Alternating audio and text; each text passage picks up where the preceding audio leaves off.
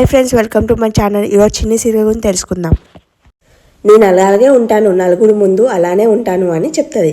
నువ్వే కదా నలుగురు ముందు భార్యాభర్తలా ఉండాలని చెప్పావు అని అంటది మధు. నువ్వు పస్తులు ఉండాల్సిన అవసరం లేదు, ఈ హల్వా తిను, నీకు ఇష్టం కదా, నీకు హల్వా అంటే చాలా ఇష్టం కదా, తిను అని అంటది మధు. అంటే నాకేం అక్కర్లేదు అని మా అయ్య అంటాడు. అనగానే సరే, నీతో ఎలా తినిపించాలో నాకు తెలుసు. మన మధు మ్యాడీని చేయడానికి హల్వా అనేది అబ్బా ఎంత బాగుందో, చాలా రుచిగా ఉంది, నెయ్యితో చేసినట్లు దీంట్లో బాదం పప్పు గీట ఉన్నాయి అని రుచిగా తింటుంటుంది అనమాట. చాలా బాగుంది అంటే మొత్తం నువ్వే తినేసేయని మన మ్యాడీ చెప్పేసి పనుకుంటాడు అనమాట. మన మధు పనుకోగానే మ్యాడీ ఏం చేస్తాడు, హల్వా తీసుకొని మొత్తం తినేస్తాడు. తినగానే ఎక్కిళ్ళు వస్తే మన మధు వాటర్ తీసుకెళ్ళి ఇస్తుంది. ఏంటి అంత బాగుంది హల్వా అంటే, నాకు హల్వా అంటే చాలా ఇష్టం కదా అని అంటాడు. నువ్వెందుకు దుప్పట్ల దూరం అంటే నాకు తెలీదు అని అంటది. అంటే భార్య భర్త దగ్గర చేసి హల్వా తిన్నాను కదా, నాకు తెలియకుండానే నేను దుప్పట్ల దూరాను అని మధు దూరం జరుగు అని అంటాడు మ్యాడీ. అంటే హల్వా తినడం వల్లమే ఇద్దరం దగ్గర అయ్యామంటే జరుగు అని అంటది. మధు జరుగు అని అనుకుంటా కింద పడిపోతాడు మ్యాడీ. పడిపోగానే అందుకే చెప్పాను దగ్గరగా ఉండమని అంటే, నాకేం అక్కర్లేదని మళ్ళీ బెడ్షీట్ తీసుకొని పడుకుంటాడు మ్యాడీ. హాఫ్ టికెట్కి ఎవరో చెప్తారనమాట, చిన్నికి పెళ్ళయింది అని చెప్తాడు. చెప్తే నా చిన్ని నాకు చెప్పకుండా అలా పెళ్లి చేసుకోదా, నువ్వు చెప్పేది నేను నమ్మను అని అంటే, అది చిన్ని చెప్పేటంత టైం కూడా లేకుండే ఆమెకి పెళ్లి జరిగిపోయింది అప్పట్లో అని చెప్పి ఒక వీడియో చూపిస్తాడు అనమాట అతను.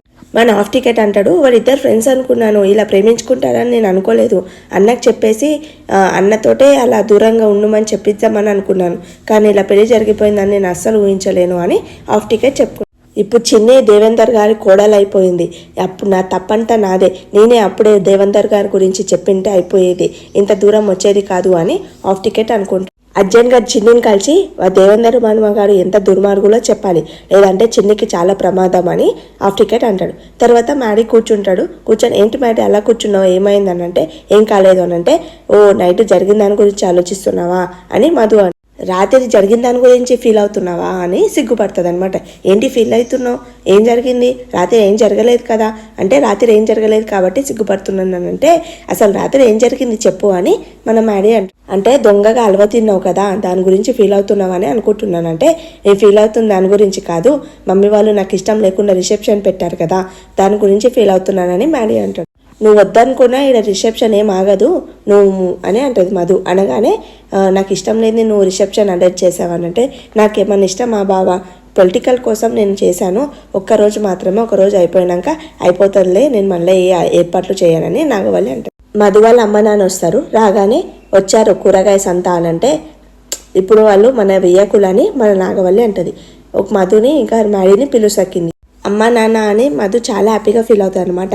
ఏంటి అందరిలాగా మీరు ఎందుకు లేట్ వచ్చారు, కొంచెం ముందుకు రావచ్చు కదా అంటే, దేవా అంటాడు ఆర్టీసీ బస్సు లేట్ అయినట్లుంది అందుకే లేట్గా వచ్చారు అని వాళ్ళు అంటారు. పాపం వాళ్ళు ఫీల్ అవుతారు. లేదండి మేము ఆటోలో వచ్చాము అని అంటది. అంటే ఆటోలో ఎందుకు వచ్చారు, మీ అమ్మాయికి కాల్ చేసి ఉంటే కార్ పంపించేవాళ్ళు కదా, మా ఇంటి ముందు ఇన్ని కార్లు ఉన్నాయంటే, మధు అంటది వాళ్ళకు కార్లు తిరిగేటంత ఓపిక ఉండదు, వాళ్ళకి ఆటోలే కరెక్ట్ అని అంటది.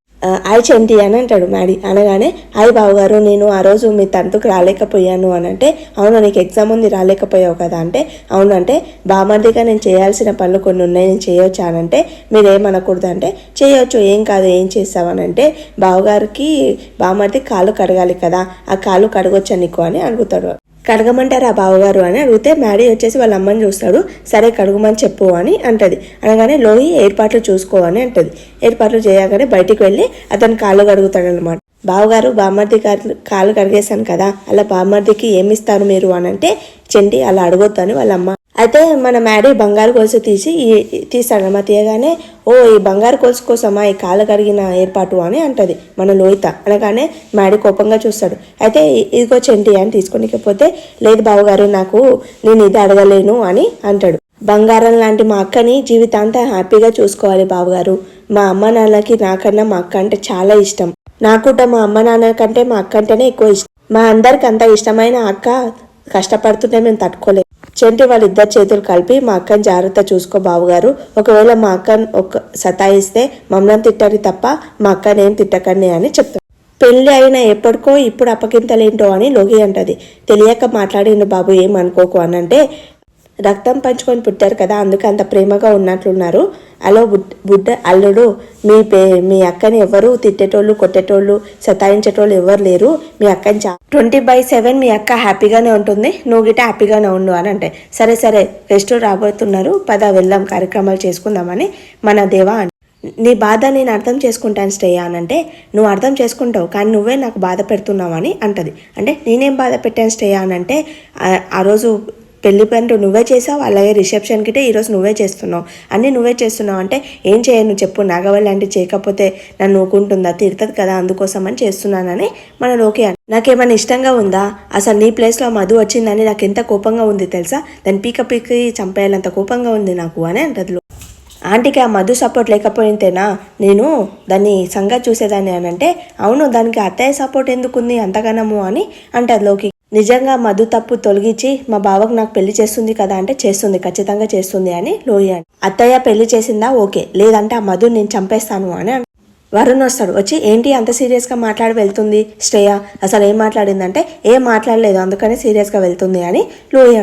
వ్రతము రిసెప్షన్ జరగలేదు కదా అంటే, మొన్ననే కదా జరిగిందంటే, వాళ్ళకు కాదు మనకు జరగలేదని మన శ్రేయకి కోపం వచ్చింది అని అసలు నాకు ఒకటి అర్థం కాదు, వాళ్ళకు ఒకటేసారి పెళ్ళి అయిపోయింది, గుడిలో పెళ్ళయింది, మనకిటే గుడిలోనే పెళ్ళయింది, వాళ్ళతోటి మాట్లాడలేరు మనతోటి మాట్లాడలేరు, వాళ్ళని ఇంట్లోకి రానిచ్చారు, మనని గిట్టి ఇంట్లోకి రానిచ్చారు. ఒకటి అర్థం కాదు, వాళ్ళకు తంతు జరిపించారు, రిసెప్షన్ జరిపించారు, మళ్ళీ మనకెందుకు జరిపించట్లేదు అని వాళ్ళు ఊహిత. నువ్వు అడుగు కదా అని అంటే, అమ్మో నేను అడగను, మనం అడిగితే ఎలా బాగుంటుంది, ఒకసారి మీ పేరెంట్స్కి ఫోన్ చేసి అడుగు అని అంటారు. అంటే పెళ్ళైన తర్వాత ఇప్పుడు రిసెప్షన్లు వ్రతాలు అవసరమా అంటారు మన పేరెంట్స్, మనకు ఎలాగో జరగదు కదా, జరిగేదన్నా చూద్దాం పదా అని. కూతురికి అల్లుడికి బట్టలు తెచ్చాం కదండి, వెళ్ళి నాగవల్లికి చెప్దాం పదండి అని అంటది. అంటే ఆవిడకి నచ్చుతుందో నచ్చదో మనం బట్టలు పెట్టడం అని అంటే, అది సంప్రదాయం కదండి, ఒకసారి అల్లి అడుగుదాము పదా అని అంటాడు. నాగవల్లి దగ్గరికి వెళ్తారు. వెళ్ళగానే కూతురు కోసం బట్టలు అయితే తెచ్చామండి అని అంటే, ఓ అవునా చాలా సంతోషం, ఎక్కడి నుంచి తెచ్చారు, మీ ఊర్లో సంత నుంచి తీసుకొచ్చారా అని అంటది. అనగానే సీరియల్ అయిపోతుంది ఈరోజు. Thanks for watching my video, please like చేయండి, సబ్స్క్రైబ్ చేసుకోండి.